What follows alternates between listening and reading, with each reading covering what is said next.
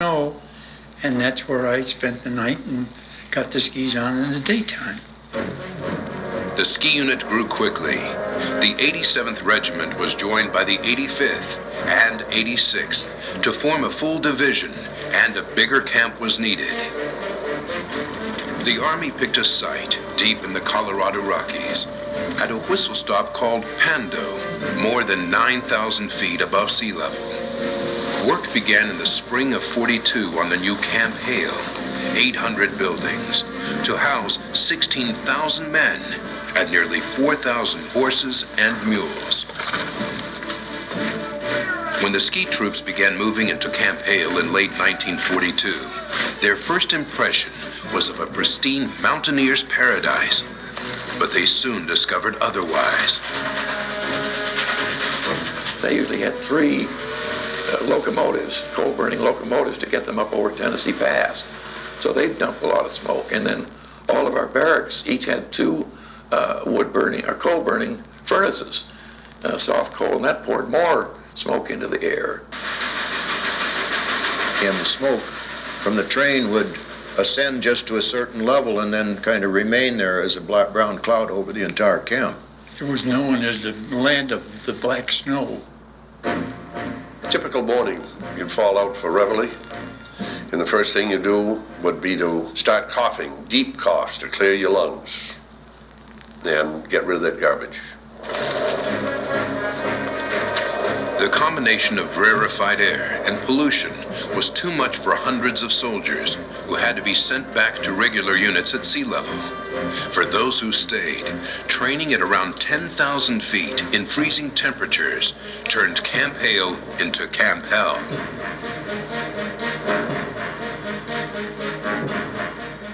Remember going out to the firing range, it was maybe 15 below zero, and you just said, God, will the sun come up? I've got to have some sun or I'm going to die.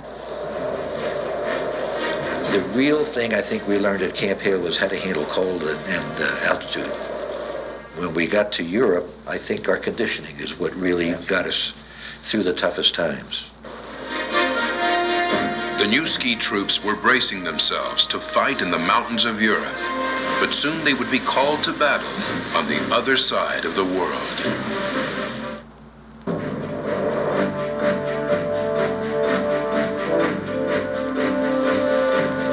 The 10th Mountain Division was a completely new kind of unit.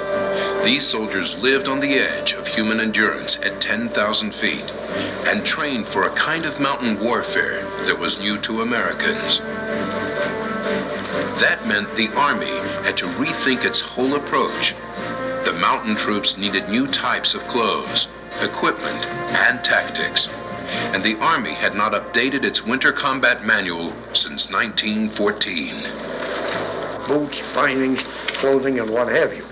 The Army at that time didn't have anything in the way of cold weather equipment that was even practical. The toque, or head covering, is worn to protect the head and face against extreme cold. But quickly, things began to change. The heavy inner layer is worn during the cold weather. Trousers. With advice from the National Ski Patrol, the Army began re-outfitting the mountain unit. Knitted mitts with the trigger finger.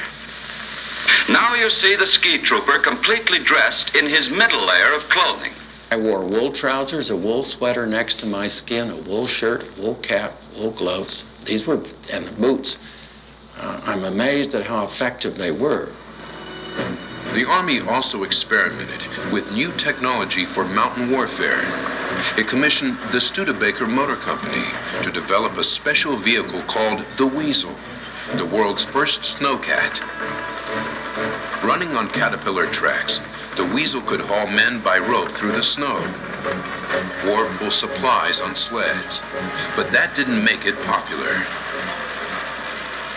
We soon learned also that we had terrible problems with that, with the tracks. They were always coming out, and trying to repair a track on a wheel in 5 feet of snow is something to be accomplished.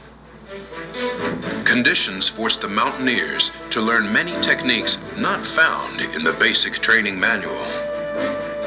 We had training on how to build an igloo. 3 men can build in 45 minutes an igloo to house them comfortably. In fact, you can sit inside them in your shirt sleeves.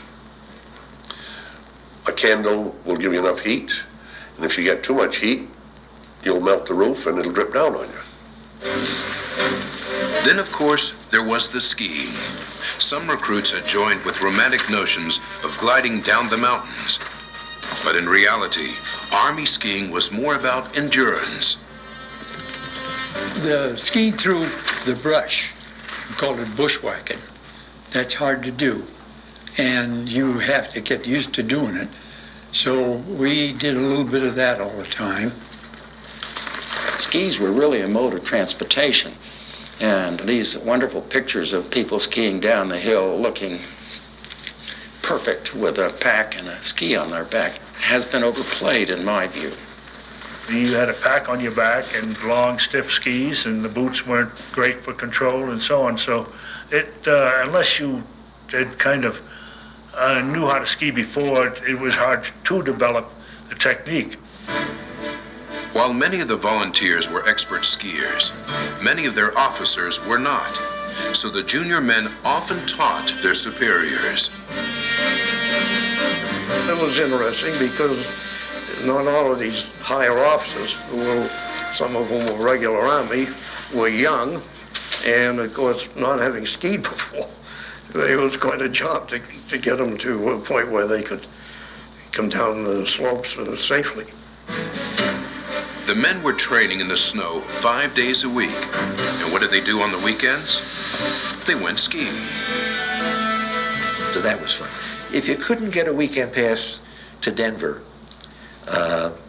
skiing was the next best thing. They explored little-known slopes near their camp in Colorado, including Aspen. The experience of these weekend jaunts would have an enormous impact on American skiing after the war, when the troopers returned to the Rockies to build ski resorts. In training, the 10th Division was preparing for the snows of Europe, but in the summer of 1943, there was an unexpected call to battle. Members of the 87th Regiment were put on ships headed for Alaska. They were being sent to fight the Japanese. I think we were perhaps foolishly eager. We were tired of being locked in the United States. There was a lot of gung-ho to the guys in that first unit, I'll tell you. Japan had invaded American soil in June 1942 in the Aleutian Islands that lie west of the Alaskan mainland. The U.S. had retaken one island, Attu, in a bloody fight.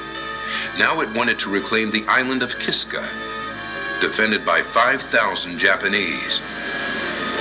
The mountain troops of the 87th Regiment were picked to spearhead the assault up the rugged slopes. Army officials expected 80% casualties.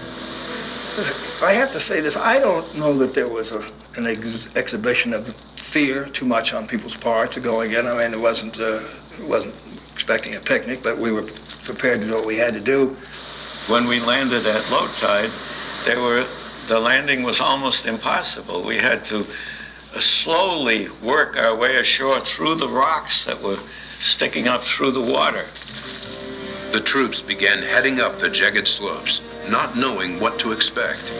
Surprisingly, the Japanese didn't fire down on them. Some men wondered if the Japanese had been evacuated, but the Navy said its blockade of Kiska made that impossible. They had a huge section of the Pacific Fleet there at the time, and they said, we have a cordon around this island, there's no way. They're there, they have to be there. Soon, the weather made it impossible to see either friend or foe. There were 50-mile-an-hour gales with heavy, heavy fog in the wind, something I'd never seen before or since. It not only affected your physical abilities in being able to see clearly and move around easily, but it affected your thinking abilities, and you could get confused. What the men could not see was that the Japanese, using the fog, had found a gap in the